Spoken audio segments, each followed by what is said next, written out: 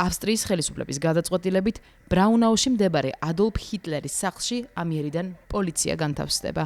გადაწყვეტილება შემთხვევითი არაა. ამ გზით მთავრობა ცდილობს შენობის ნეონაცისტების საკულტო ადგილად ქცევას შეუშალოს ხელი. რისი საბუძველიც არსებობს, რადგან ამ ადგილს ამ იდეოლოგიის მატარებლები ხშირად სტუმრობენ.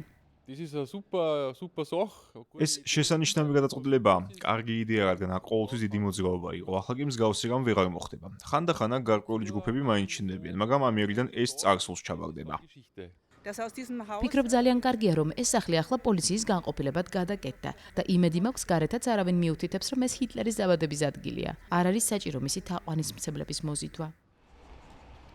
ამ სამსართულიან სახლში 1899 წლის 20 აპრილს ნაცისტური გერმანიის მეთაური დაიბადა. სწორედ აქ ცხოვრობდა ფიურერის ოჯახი 3 წლის განმავლობაში. უკვე თანამედროვე ეპოქაში ამ შენობის ბედი ხანგრძლივი დავის საგანი იყო. სხვადასხვა დროს აქ იყო განთავსებული საქველმოქმედო ორგანიზაცია, სახელოსნო, თუმცა მათ მალევე შეწყვიტეს ფუნქციონირება მფლობელის გადაწყვეტილებით, რომელიც შენობის სახელმწიფოსთვის გადაცემას კატეგორიულად ეწინააღმდეგებოდა, ისევე როგორც სახლის სხვა ფუნქციით დატვირთვას.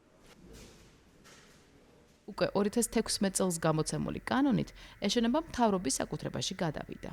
რამაც მეპატრონეს სხვა გზა არ დაუტოვა. სახლს ავსტრიის შინაგან საქმეთა სამინისტრო მრავალი წელია ქირაობდა და სამისოთ 4800 ევროსაც კი იხდიდა.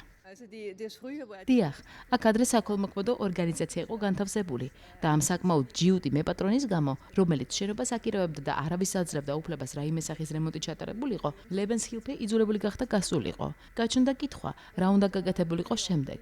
ასე მიიღეს გადაწყვეტილება. პირადად მე მერჩივნე, რომ აქ ორგანიზაცია ლებენსჰილფე დარჩენილიყო, თუმცა ეს მხოლოდ ჩემი აზრია. განსჯა ჩემი საქმე არ არის, თუმცა ეს ადგილი შესაძლოა. უფრო მეტად შეეფერებოდეს მუზეუმს ან თანამედროვე ისტორიის თემებზე საუბრისა და გაცვლის სივრცეს.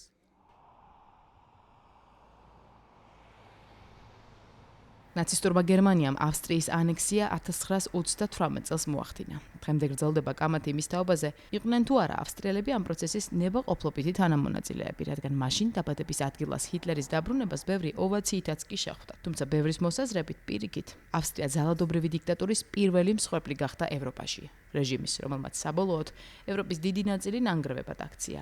ათობით მილიონი ადამიანის სიცოცხლე შეიწირა და კონტინენტს უდიდესი ტრავმა დაუტოვა.